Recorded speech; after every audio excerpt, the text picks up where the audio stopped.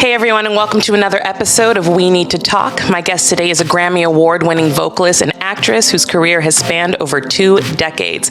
She's best known as a member of one of the top female R&B groups of all time, Destiny's Child, and she's been seen on Broadway in productions such as Aida, The Color Purple, and Chicago, just to name a few. And now, as an addition to her extensive resume and career accomplishments, she can add the title of author. We're going to be talking about her career, her journey through depression, and her debut novel, Checking In. Michelle Williams, thank you so much for being on the show today. Thank you for having me, Malynda. I'm excited to talk to you. I've heard lots about you. Oh, thank you. Well, first and foremost, I do have to thank you because in reading your book, it really takes a certain amount of strength to be as vulnerable the way that you were in your book, but it also takes a very particular type of faith and trust in God to allow yourself to share your truth in that way, but also hope and trust that in sharing your truth that you were doing the right thing and doing it at the right time. And, there's so much that you tackled in the book that I resonated with. And as someone that also sings and acts and involves herself in so many things, I also have battled with depression and anxiety, but my coping mechanism has always been to just keep working. And in recent years, I've found lots of moments of clarity, especially now that I'm a mom, and realize that I have to take a step back and take better care of myself. So for you, what was your moment of clarity when you realized, first and foremost, that you needed to get help with dealing with how you were feeling? Mm-hmm. And secondly, at what point did you feel comfortable sharing with the people closest to you about what you were going through? Well, for me, the first time I believe I got like professional therapy, was it like 2010-ish or something like that? And that's when I noticed my responses were just a little out of character. I was feeling at moments like out of body. And those were just panic and anxiety attacks that I didn't know that's what it was, because I never had like an anxiety attack in my life up until that moment. And so my mother knew of someone. My mother was she's a retired registered nurse. And so, she was fairly resourceful and led me to my first therapist ever. And that's when we began to peel back certain layers, But I think for me, when you first go to therapy, sometimes it's something bad that happens that leads someone to therapy, right? So I would go to therapy, and then once I felt like we got that issue resolved, I stopped going. So there are times I wouldn't go for like 6 months because I was like, all is right in the world for me. Yeah. But, fast forward to 2018, to the time where I had when I checked myself into the treatment facility, and then so that was in July of 2018. And then in December of 2018, my engagement ended and all of that stuff. And so from 2018 to now, I'm in consistent therapy. Like I just don't wait until something happens. Sometimes it's just like, I had therapy yesterday. And so it was kind of like just me processing something that I was feeling. I took a trip not too long ago, and there were some feelings that were arising. It's not that they were bad feelings. They were natural feelings of like feeling like I didn't feel like I belonged. And so she's like, okay, let's talk about this because when you let those feelings linger and you don't process them, it can lead to depression. But by the time I got off that therapy session, I was enlightened, and I was like, oh, that's why I felt that way. Because it always goes back to something from the past. So you uproot that thing and say, and the next time I ever feel that way, I'm able to be like, you might feel disconnected because your life might be a little different than everybody there, but that doesn't mean you don't belong just because you're different. Right. Like she made me feel like, she said, if I go to a meeting and there's nothing but men in the room, I'm going to feel different, but that doesn't mean I don't belong. Yeah. you know. So my feeling was I went somewhere and everybody was married and had their kids and all that stuff, and I'm like the only single person, and I'm like, she said, yeah, that's you're different, but that don't mean you don't belong. Right. That's such a strong distinction. Yeah. So when she told me that, I said, oh my gosh, you know, and so it's never, you know, my fiance was white. So I can imagine him going into a room full of black people. He might feel, man, I'm the only white person here, but that don't mean he don't belong in that room full of black people. Right. So when she said that to me, I said, this is why I pay you. That's such a powerful statement. And I'm glad that you said that, because I think that's exactly the first place that people go, is that I just don't belong in this space, you know, and people don't realize that if you are there, that's where you're supposed to be, you know? Come on. Yes. Yeah. Wow. That even struck me in you saying that. So you're going to have to thank your therapist for me. Okay. She is so amazing. Like, she's so dope that now I live in Atlanta now, but my first therapist is from Illinois. But I've told the both of them, I said, both of y'all gonna come to my wedding. I don't know if that's appropriate, if that, you know, blows a boundary. How life-changing they've been for me. Yeah. Hey, it's your wedding. You can invite whoever you want, right? So you talked a little bit about how being in the music industry didn't actually cause your depression, which I think some people might think it would have, just given the scope of how the industry is. But it was something that followed you that you later got a diagnosis on in life. But did you ever, at a point, think that success and fame would cure the feelings that you were having? Because I know it's a common misconception that people have, that if they just get that one thing or achieve this one thing, then they will be happy, then everything will be better. Oh, absolutely. You know what? I don't know about you, but for me, I wanted to just escape my house. You know, and there are moments, you know, now I have compassion for my parents because they were just doing the best that they could, right? But even in them doing the best that they could, there were moments where it was kind of toxic. Yeah. So I was like, oh, I can't wait till I get out of here. Oh, just let me go to college. Oh, just let me leave. And thinking that me leaving was going to make it all better, or me being successful was going to take it all away, right? Now, whether you are an entertainer or an accountant, an epidemiologist, or an athlete, adulting, when you start adulting, you got more pressures than, ooh, I didn't have lunch money today. Okay. Some people are employing thousands of people. You're trying to make sure that, you know, you please the football owner. You know, now I'm not saying lunch money is not a big deal, because there are times where I was like, I don't have no lunch money today. Right. But I'm saying sometimes adulting will kind of mess with some childhood wounds. So you'll find yourself being 35 wondering why you're responding like a 12-year-old. Okay. I know that happened to me. So it's like, okay, well, you got to figure out, well, what was going on at the age of 12 that you didn't properly emotionally process and heal from? So your body keeps score of all of that stuff. Your body keeps score of trauma. Your body keeps score of how you respond to it. Are you an isolator, or do you throw things? Are you a yeller? Are you a gambler? Are you a drinker? Your body will naturally want to go to how it knows to respond to things. Yeah. So that's, you know, so as an adult, you learn to cope. And I think for me, that was interesting to find out, why in my adulthood am I feeling this way? Is because that little girl in me needed to be healed. That little girl in me needed to know that everything is fine. You know, there are certain things you don't have to have anxiety about anymore. Right. You don't have a toxic environment.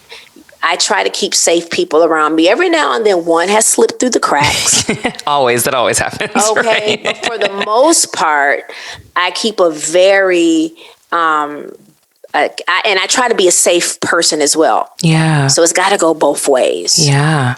How different of a person do you think you would be had you not pursued a career in the music industry?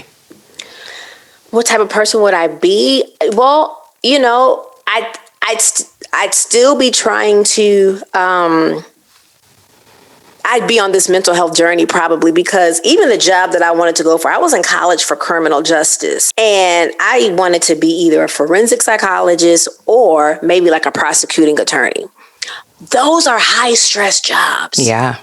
So this was even my therapist told me, even with engagement and marriage, she was like, this stuff was going to come out anyway, one way or another. Your childhood is stuff, your childhood wounds, your childhood traumas, and how you weren't able to cope with it and process it. She said it was eventually going to come out. Mm-hmm.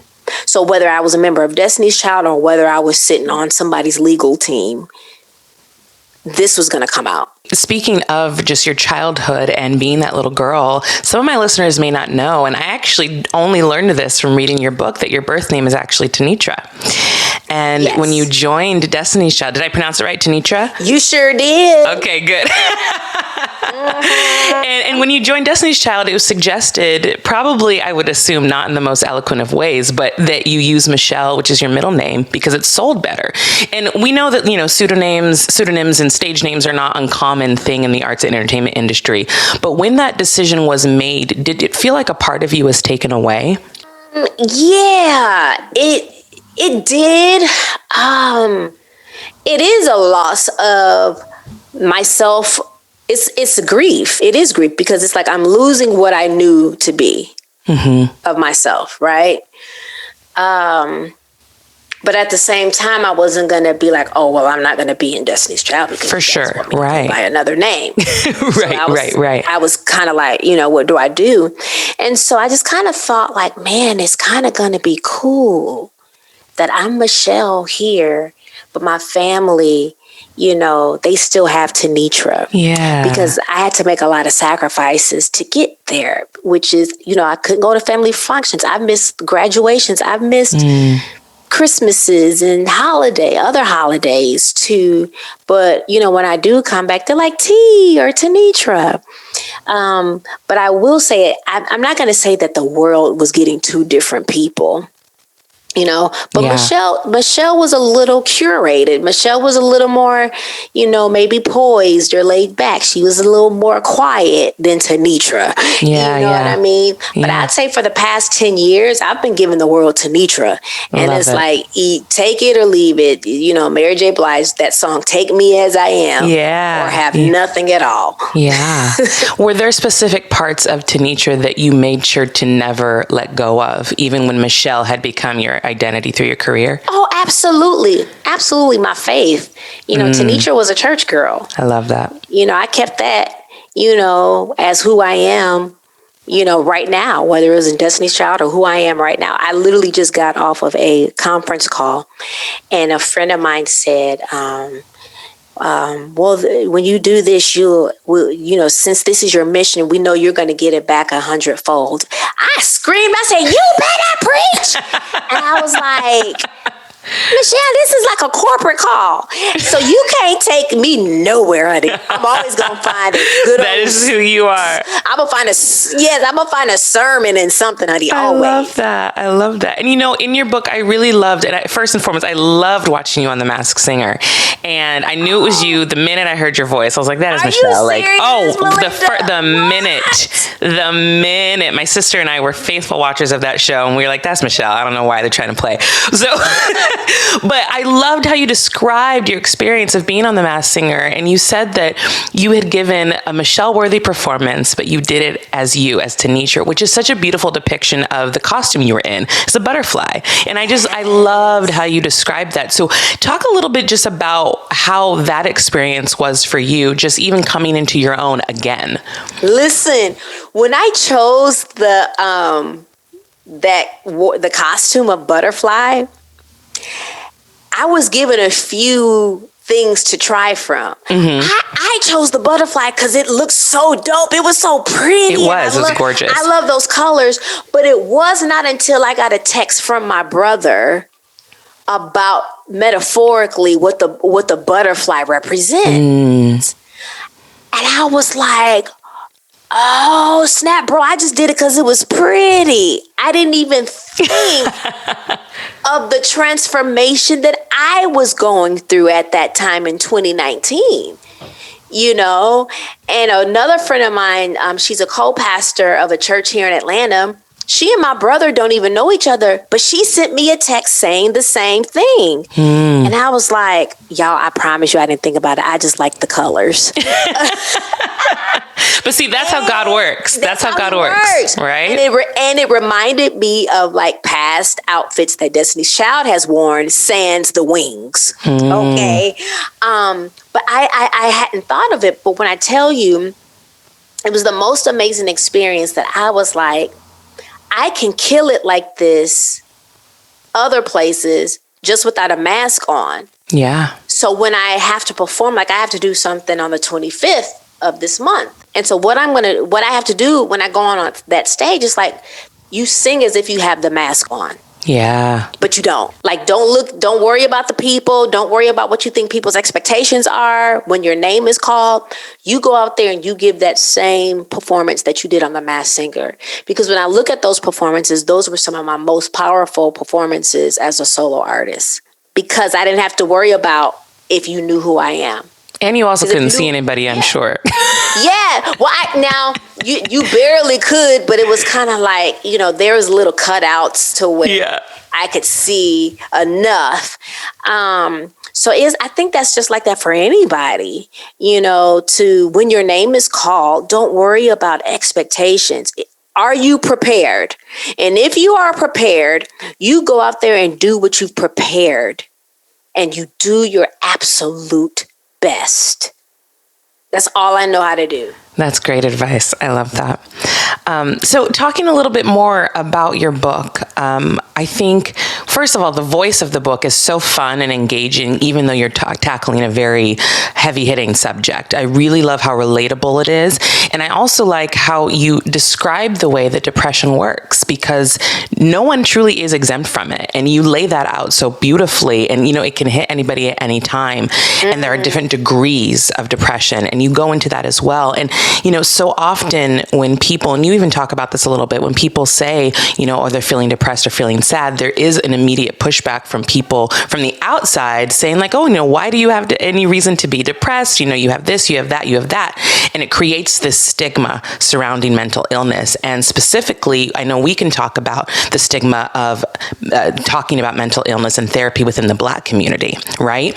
So why do you think there is still such a stigma about mental illness in the Black community and even going to therapy, and just such a big emphasis on just church? Because I grew up that way too, you know, and I fully believe you can have Jesus and a therapist, and there's nothing wrong with that. Absolutely. It's kind of like therapy and, yes, you know, it's kind of like,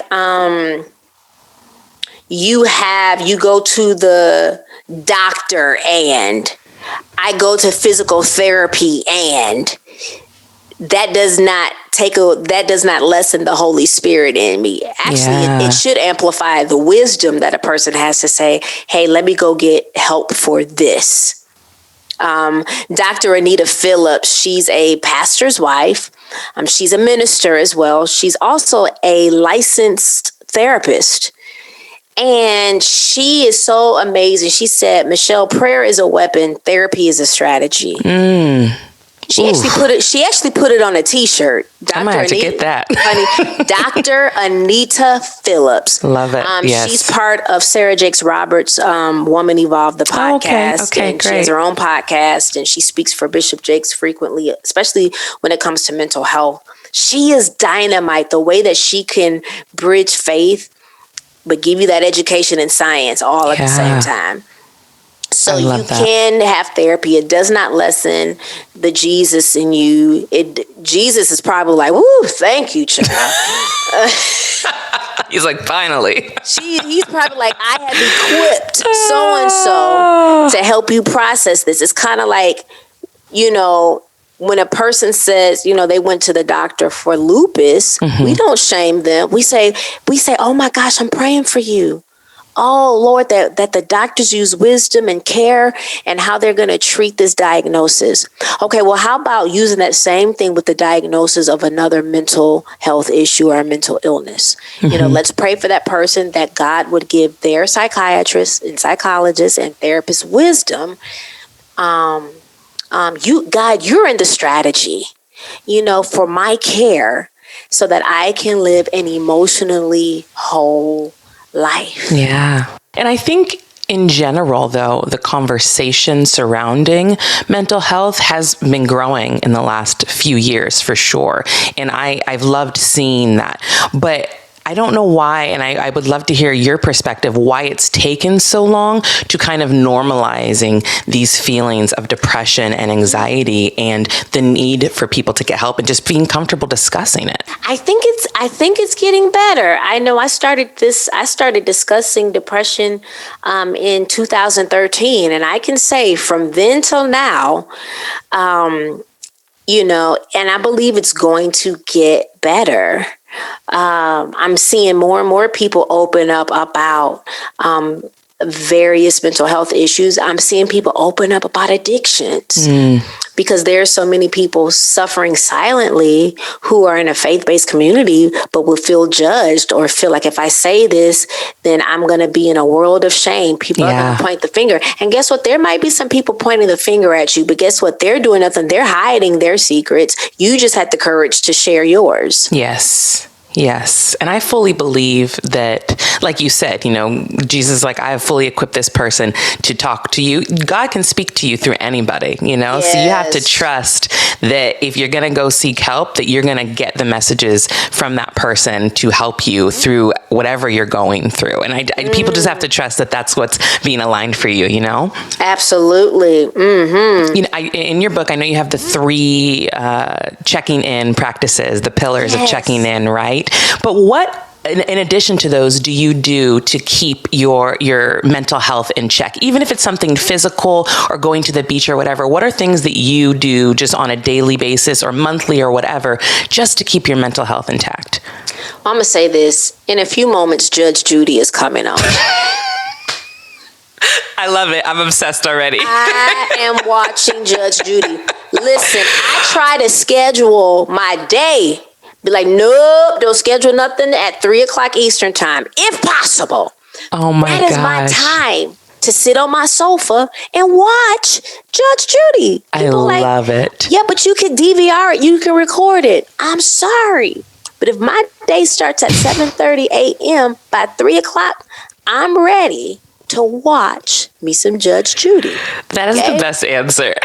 Why Judge Judy? Because there are a lot of judges on TV. What is it about her? I don't know. She's just she might say things that I'm scared to say in conversation with people. Like, you're crazy. Now she's a little blunt. I don't want to call anybody an idiot, but it's something about maybe her being from Jersey or New York that I'm just like, she just went in on this person. And she cracks me up because sometimes I'll have compassion. I have compassion for the people that are like the litigants, Yeah. And sometimes she doesn't let them, some of them actually have a real case. And she's like, no. I'm like, let them finish. Now, the people who actually don't have like legitimate evidence, I'm like she says, where did you think you were coming? To the beach? I love her. She's like, why did you not come here with anything to prove your case? She doesn't mess around, that's for sure. She is brilliant. That's why she's been on so long. That's why she's been on so long. And she's the highest paid woman in television. Yes. And, so there's something to be said for that. Now, I will say things like, there are certain fragrances that I love, lavenders and jasmines. I love music. In the morning, I get up, I listen. My new song that I've been on this year has been J.J. Hairston. You're Gonna Live to See It Happen. It's a 15-minute praise break type of song. So I listen to that. I make sure I have my 1 cup of coffee. Now, no judgment to those who do like 8 cups, but for some reason, I got to have my one cup, that warm cup in my hand. I don't know, it just grounds me in prayer. And I don't do anything. I make sure to do the little things. I love taking my car to go get washed. It's something about watching it go through the thing, and you can see the suds and for me, it sounds so small, but for me, I love that. I love going out to eat with friends and being in community, for a certain period of time. After like a couple hours, I'm like, all right. But, I make sure, ice cream sandwiches, I tell people, even if you have a dairy allergy, they've got dairy-free stuff. Yes. Cool House, that's what I go to because I don't have dairy. I don't do dairy, but Cool House is a very good non-dairy ice cream sandwich. Just throwing it out there. Amazing. Yes. So it's just, things like that, and just keeping. Certain conversations I don't want to have anymore. Yeah, I don't have that. And another thing that I do is boundaries. And the people that get upset that you have boundaries are those who benefited from you not having them. Preach. Yes. That is so important. It's so important to protect your space. It is so. Yes, Malynda. Yeah. I'm glad that you said that because I think coming out of this pandemic, it made me realize who I wanted to give my time to. And how I wanted to use my time because, we weren't around a lot of people, and it made you realize, what relationships are valuable, what situations benefit you, and what situations make you feel good. And there are a lot of things now that we're reopening the world. And I'm like, I don't have to do that anymore because it didn't make me feel good. And in the moment, I probably thought I had to, but I came out of those situations not feeling the best version of myself. So it is hard to get to that point because you do feel like you're going to make people upset or you're going to hurt somebody, but you got to put yourself first in those situations. So I'm glad that you've discovered that as well because boundaries are so, so important for your mental health. Absolutely.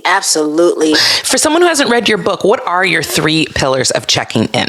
Oh, thank you for asking. So the 3 pillars of checking in, in no particular order, but, there are those, my mama would say, checking in with God must come first. So, but it's checking in with yourself, checking in with others, checking in with God. Like I said, in no particular order. So I think in the morning, checking in with myself and checking in with God kind of goes simultaneously. I check in with myself a minimum of 3 times a day. So definitely in the morning, how am I feeling? What I declare my day is going to be. That's the first thing. Checking in with others can be a simple phone call to someone or someone calling me. That's my accountability partner or just somebody that I know I can talk to and say, hey, things have been going well for me, but a part of me is feeling a little low. And I have my therapist, but it's nothing like a good girlfriend to be like, girl, please. Yeah. And checking in with God for sure. It could be a moment of me feeling like sometimes I might feel overwhelmed, or it could just be a check-in like, God, I'm so thankful. I'm so grateful. You've been just, you've just been a good father to me, and so I wasn't doing that consistently in 2018 because you can get so busy and trying to do life on your own. And it's not that I didn't acknowledge God, but just sometimes he wasn't always the center of certain decisions. And I can admit that, right? Yeah. So now with those 3 pillars, I look at it as, everybody has a ring light, right? And sometimes our ring lights sit on a tripod. Let one of those legs or something be a little uneven or you forget and it tilts over. That's kind of what my life will do if I don't make sure that all of that is set. That look at it as like a 3-legged chair or a stool, and also too, with a 3-legged chair that you sit on, those pillars, those legs have to be sure and stable because when you sit on it and it's not, you've put pressure on it. So it's kind of like, I want to know what I'm made of. If pressure, can I stand? I can stand because I'm checking in. I'm doing those 3 things every single day. Yeah. Yeah. For someone who isn't, let's say, a spiritual person and may not, pray or believe in God, do you still think that there's value that your book can bring them? Absolutely, because I feel like, whether a person is a believer or not, you had emotional needs that needed to be met. And if those needs were not met as a child, it shows in your adulthood. Yeah. You know what I mean? And so the reason why I incorporated scripture was because that's what I needed. And I'm a woman of faith. Mm-hmm. And I just felt like, hey, maybe you're not into it, but maybe I can introduce you to it. Right. Yeah. And if that's not something you want, I'm sure in another person's faith, there are some similarities, of what I say versus what their book might say. I asked you earlier how you knew it was the right time to share your feelings and experience with those around you. But how did you know it was the right time to write this book and share it with the world? I started the book writing process in 2019, not even knowing that a pandemic was about to happen. I just felt like, I had kind of gone off the grid for a while, except, to do Masked Singer. And I was like, I'm a transparent person, and I was eventually going to tell this story, right? Mm-hmm. In 2018, when I checked myself into the treatment facility, I know TMZ got wind of where I was. And I was like, man, I don't want to have to tell the people in this way. So I had to get in front of the story and release a statement on my own. Like I said, I was eventually going to tell it. And I said, well, since you were going to tell it, just tell it detailed in a book. And when I tell you, I felt like it was the time to give people language to maybe what they had been feeling or what they'd been feeling in the past. Or if they themselves don't suffer with depression or anxiety, maybe you have a loved one that does. Mm-hmm. And I've gotten all types of messages. I've gotten a few people that tell me, Michelle, this is not my story, but I have a loved one that deals with this. And so it's helping me to respond to what they're going through. Throughout your career and up until this point, what do you feel the most valuable lesson is that you've learned? Wow. The most valuable lesson, well, first of all, to keep first acknowledging God in all that I do so that He directs my path. Also so that I don't become overwhelmed and make decisions out of haste or feeling forced. Like saying no to somebody, it might hurt their feelings for a while, but they'll find another way to do it, or they'll get somebody else to do it. And trusting God, always trust God. I've always trusted God. But like I said, when I tried to take things and use my own understanding, my own wisdom, you'll fail every time. So I've learned that. Well, Michelle, you are so inspiring. I'm so grateful for the opportunity to be able to chat with you. And your book is just beautifully written. I fully enjoyed it, and I hope everybody goes out and gets it. Can you let them know where they can pick up your book, Checking In? Absolutely. You can go to checkinginbook.com. And once you go to that link, it will give you most of certain book retailers. It could be Target, Barnes & Noble, wherever you want to get your books from, you can. Now, if you go to premiercollectibles.com, though, you can get an autographed version of the book. Nice. Beautiful. Okay? Wonderful. Well, thank you so much for just taking the time to chat with me. You are such a beautiful human being, and I wish you continued success. Of course, yes, ma'am. Course. Yes, ma'am. Thank you for everything. Absolutely. And to the listeners, make sure you subscribe, and we'll talk to you again real soon. Bye.